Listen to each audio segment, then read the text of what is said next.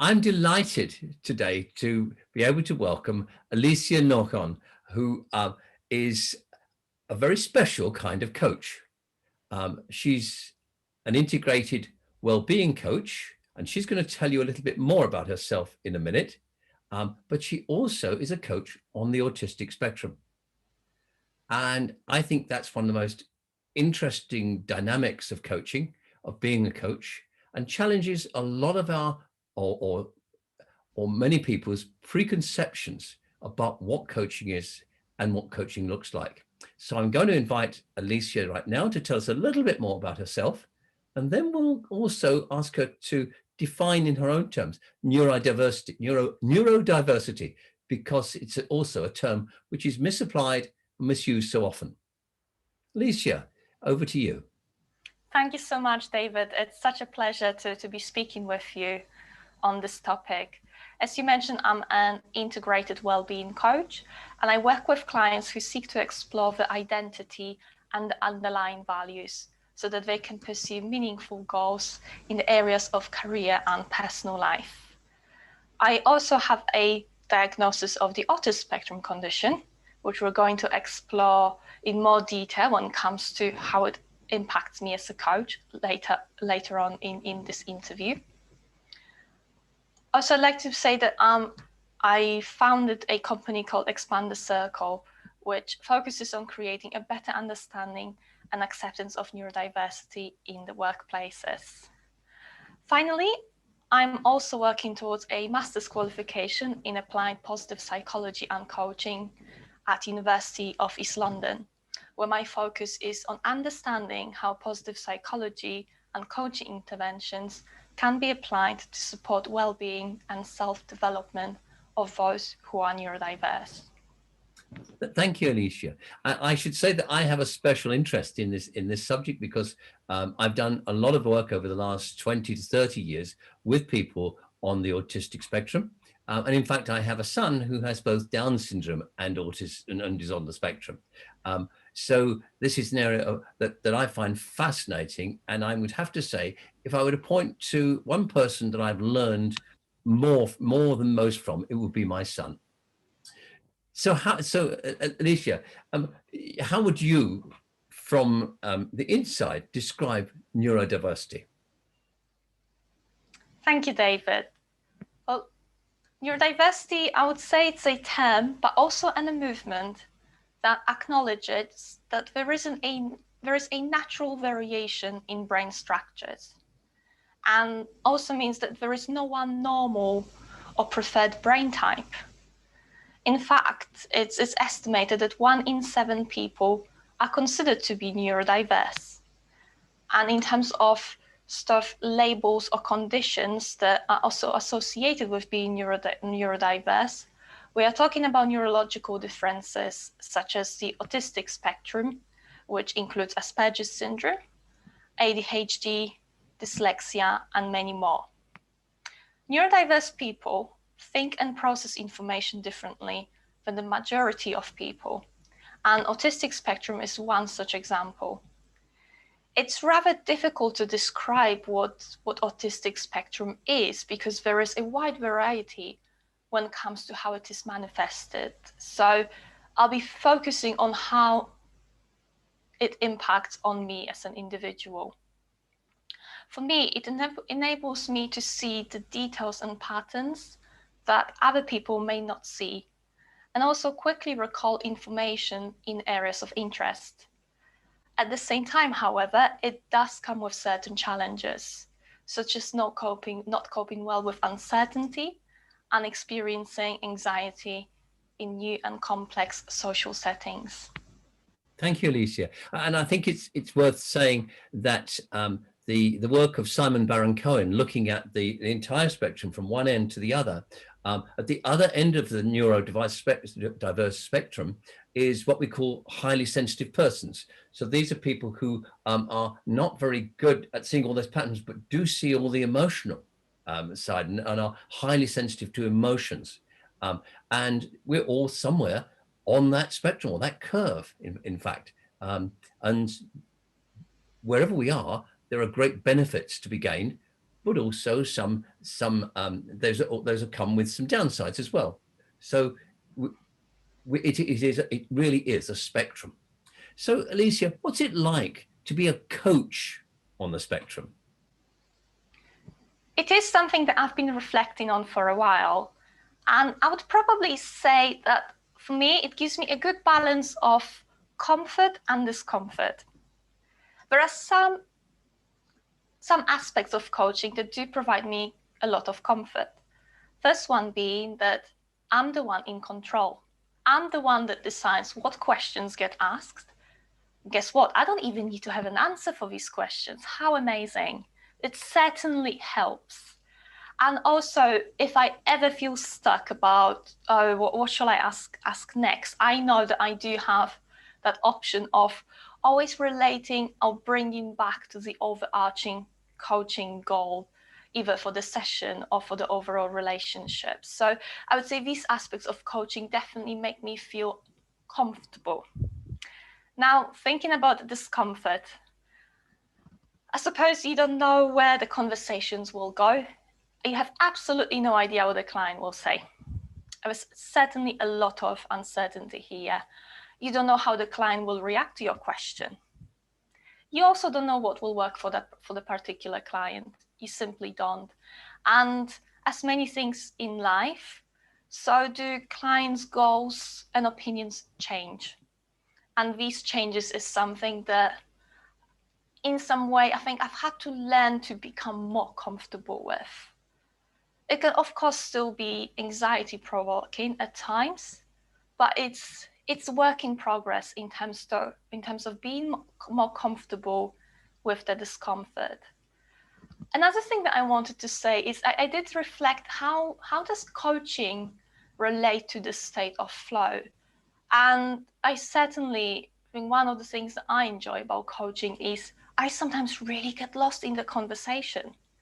And I think this is the beauty of it in terms of, yes, yes, I am being challenged. There's certainly an uncertainty because I'm in a conversation with a human being who has their own mind. But at the same time, there is this feeling of achievement when it comes to mastering my skills as a coach and being able to get feedback in terms of making a difference, something that I think really helps me to measure the outcome of the sessions is to ask at the end the client what worked for them. And I think that's one way where I think for me, because I can get this feedback, I know how well the session went.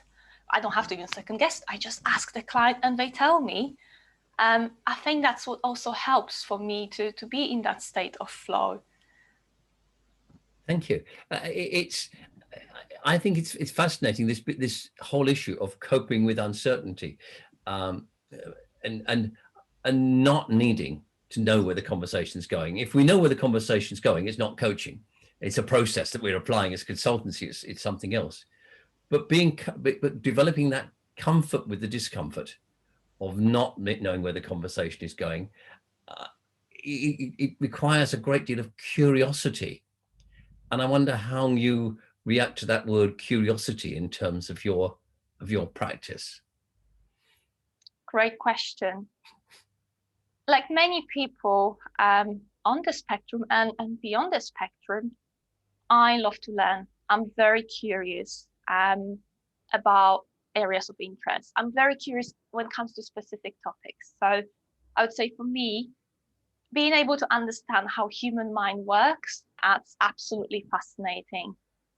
And I think curiosity in some way is the other side of anxiety, I would say. I think it's something that, obviously I want to help the client. And there's, as you said, uncertainty when it comes to having conversations with another human being. And I suppose I have a choice here. I can either feel, well, this is uncertain, I don't know where we're going, and I can get into this anxious mode. Or I can try to think, well, actually, why, what would happen if I just think about it from the point of curiosity? Oh, let's see what happens if I ask this question? Oh, I wonder what the client will say if I challenge them. Because at the end of the day, there is no right or wrong way of coaching. Well, when we describe neurodiversity, particularly from the Asperger's end, we often talk about being less able to recognize subtle emotions, those tiny movements of around the eyes that tell us what somebody is thinking or where somebody is. How do you manage that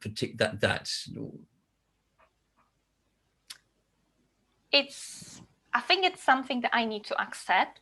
And absolutely, I quite often am unable to pick up on non-verbal cues as easily as others. And also, quite often, I cannot imagine how someone else is feeling unless I've been in a similar situation. It can be rather hard. But I think there is a plus side to it as well. Yeah. Because I suppose because I don't have that extra information or knowledge, it makes it quite difficult for me to make an assumption about how someone else might be feeling. But that also means I'm less likely to make an incorrect assumption or a judgment about the situation that the client is in. So for me, really, the solution is to ask them about their own emotions in the moment and rely on client's answer rather than try to seek the cues which I know I might not have access to. One of the questions that I have and don't have the answer to is that I have a suspicion that actually this not being able to see or get that overburden of rich information may actually make the coaching cleaner, because and result in less opportunity for projection and counter projection.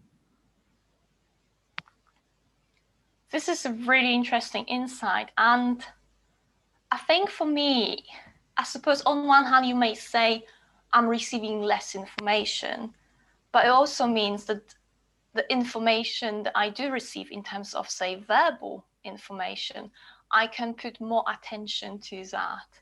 And certainly if when I think about my attributes as a coach, I would certainly say I am a good observer, especially when it comes to details and patterns.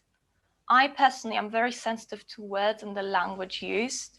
It may sound strange, but there are certain words that I do feel quite deeply in my body. The language really resonates with me. And also, I like to pay attention to the patterns, to what is said, especially over time. I do like to reflect in between sessions, and also review my notes in advance, so I can, in advance of a session, so I can remind myself of certain words that were said, or perhaps certain sentences or thoughts that the client expressed. And something that I really like to look out for is contradictions. I think that's something that my brain just seeks out. When it sees a contradiction in what is being said, it disrupts the pattern, if you like, and it just wants to express it. I think it really helps when it comes to challenging clients' thinking. You've mentioned the word patterns quite a lot, and we're increasingly seeing that effective coaching goes beyond just the presented issue into the systems around somebody. So does this clarity or curiosity around patterns actually make you more able to see the patterns that the client can't? I would have hoped so. Yeah. Definitely. I would have hoped so. And I think it's the patterns, but also connections, perhaps even more broadly than what just the client's situation is as an individual. One of the things I like to see is, okay, well, for example, if a client tells me that they feel pressure, say from work, then I think that gives me that hint, okay, I need to understand a little bit more what's going on at work, because there is only so much sometimes that you can do with the client, or say client's thoughts or feelings themselves, if you don't take into account sort of the external constraints, if you like, and the more like systemic approach. So I would say absolutely, that's perhaps another advantage when it comes to having a neurodiverse brain. Sometimes one of the things that comes up in supervision a lot is that the coach can so easily be drawn into the emotional maelstrom of the client. And they want to empathize. They want to be there with the client through that emotional journey, that they become slightly blind to all the things around them that are causing this emotion. And so they're more focused on they think they're being client-centered, which is fine. But to be really client-centered, you've got to see the client in the center of their own world. Absolutely, I agree with you. And I think perhaps I'm able to get a little bit more distance when it comes to my clients' emotions. I think I know, I suppose I've learned how to validate clients' emotions, how to empathize with them. I think it's a skill that I've learned. Perhaps not a very, it's perhaps not something very automatic, but certainly learned. But I think at the same time, it also means that, as you said, I'm less likely to get really drawn into that area too much. I'd probably, yes, validate, try to explore it a little bit more, but again, from slightly more outside, not as involved perspective. So if I'm being coached by a coach on the autistic spectrum, what would I experience that's different than being coached by a normal coach? Okay, fantastic question. I'd probably start by saying it depends, because the spectrum is very wide. I can share from my perspective what I think. I think one thing that I would start with is you may expect the coach to be straightforward and direct. As an autistic person, I find it difficult to read between the lines, think about people's motivations. And I think because of that, I'd also be less likely to ask leading questions just to be polite. There's certainly this, for me, it's honesty and integrity are very key values. And perhaps more important than fitting in and sort of keep the client happy. So I would say certainly you can expect honesty and challenge, not being afraid to challenge. Another point that I wanted to make is, I think many autistic people experienced being misunderstood and misbelieved in the past. In my case, for example, I have a very strong sensory sensitivity to smells. And yeah, everyone around me would be like, but how can this smell annoy you? I'm really like, it gives me an awful headache. I'm unable to actually talk. This was, so overwhelming. And again, unless you can experience it yourself, it can feel to many people just something that is made up, not possible. I think because of these experiences of being misunderstood or misbelieved, many autistic people share in common kindness and a non-judgmental attitude. I certainly, I wouldn't say I'm naive, but I'm not far off naive sometimes, in terms of believing what the client is saying and believing that client's subjective experience. I do certainly take it at face value. And I think other coaches, not on the spectrum, in that situation, they may potentially get sidetracked and think about some ulterior motives where possibly there are none. That's lovely. I can deeply empathize with that. It's one of the things I've learned to do as the older I get, the more I try and reconnect with the child that I once was. because that we call it naivety, but naivety is a negative word in many ways. But it's that curiosity as a child, that ability to see things through different lenses, more open lenses, that I find to be a quality that I don't want to lose touch with. So basically, I never want to grow up. I want to be Peter Pan. But I think I associate that with one of the myths about people on the spectrum, that they don't have emotions. Well, of course, they do have emotions. It's just that they're not expressed in the same way. But maybe you'd say something about that. Oh, absolutely. Thank you so much. I think it's a great question and also a massive myth. A slightly similar one being that autistic people don't have empathy. I think this is just too simplistic, and there's different parts when it comes to the experience of emotions or empathy. I'd certainly say that I have emotions and I can feel for other people. But I think there's a difference between feeling things in your body and being able to then interpret it or express it. I think it's that communication bit that sometimes,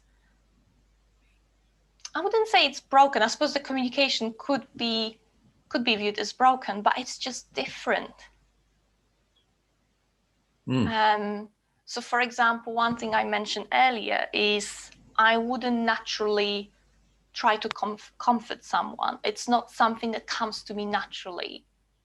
At the same time, I have learned that there are ways in which I can make that happen. So for example, my brain loves to problem solve. Wherever it sees a problem, it wants to solve it. But I've had to learn that, and I think actually coaching is fantastic for that, I can't solve everyone's problems. And also, if I solve a problem, I take the fun away from them. And I think that's where I can stand back a little bit from this urge to solve problems. That's where I can open this space where instead I can create a validating environment, if that makes sense. Yeah, there's a big difference between empathy, which is feeling with somebody, and feeling for somebody, and compassion, which carries with it a sense of actually having the feeling for them, but also having a desire and a need to help them, to alleviate. I mean, it basically means you help to alleviate their pain, because passion is pain, and so understanding the difference between empathy and compassion, I think, is something that all coaches need to do, because we can confuse the two things very easily. Absolutely. And I think there's also an element of doing the right action. I think, reflecting back, I'm a very helpful person. And that sometimes, I think that can be sometimes difficult when it comes to boundaries.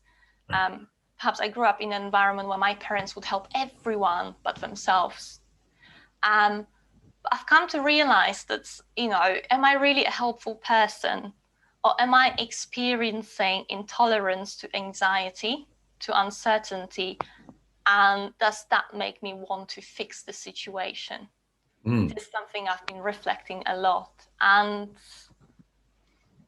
who knows, it's hard to say whether that's the correct answer, or, whether this reflects the experience. But it is something I think to remember. And yes, it can be actually quite difficult to stay with someone's pain and trust them that they'll be able to resolve that for themselves. I think that's something as coaches, whether neurodiverse or not, that's certainly a skill that we need to develop. Yes, what I'm sensing here is that this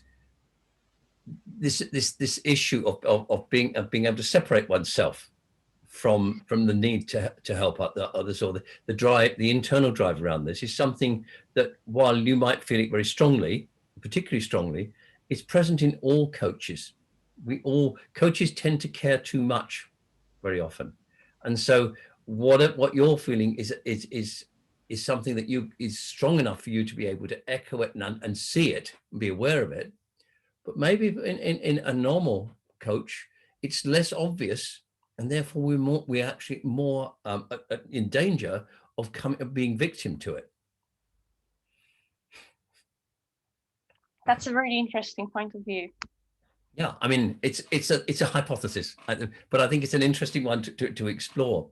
So looking at the broader coaching industry, if we want to call it that, what has got to happen? What would you like to see happen to make it more friendly towards people who are neurodiverse?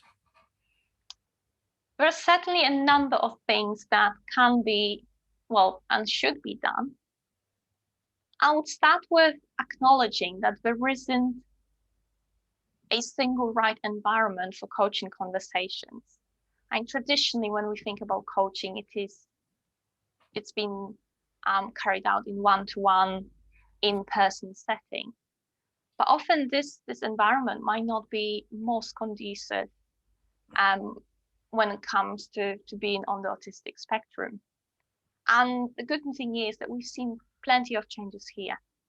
We've seen, well, I suppose driven by the COVID pandemic, we've seen remote coaching.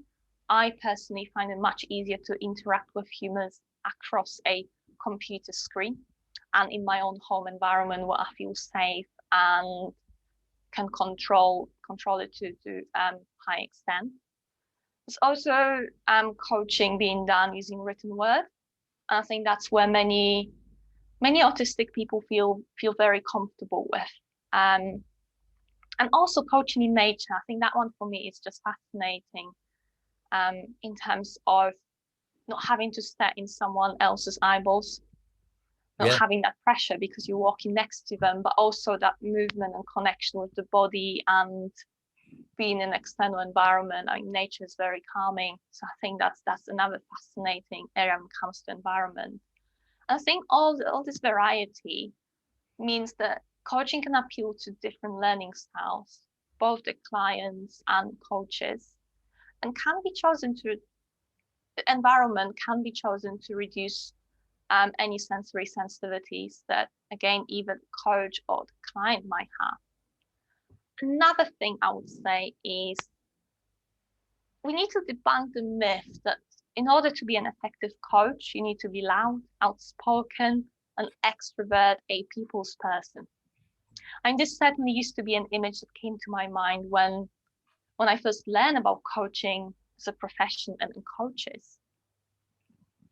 There are skills that we need to acknowledge more in terms of the importance that many autistic people have that are not interpersonal, such as honesty, integrity, pattern seeking, and passion and expert knowledge in the areas of expertise. And finally, I would say we need to start talking about neurodiversity within coaching and do more research about it. We certainly need to find out more about autistic and otherwise neurodiverse coaches and clients and see what works for them, what type of coaching, what type of setting, as well as what really drives that. I think that's certainly something that as a profession we should be doing. That's a brilliant point to end on. Alicia, thank you very much for sharing your experience with us. I hope that we will see a major expansion of understanding and engagement with people at all ends of the neurodiverse spectrum over the next few years. It's a topic that is long overdue for deep discussion across the profession and more widely. So once again, thank you very much. Thank you, David.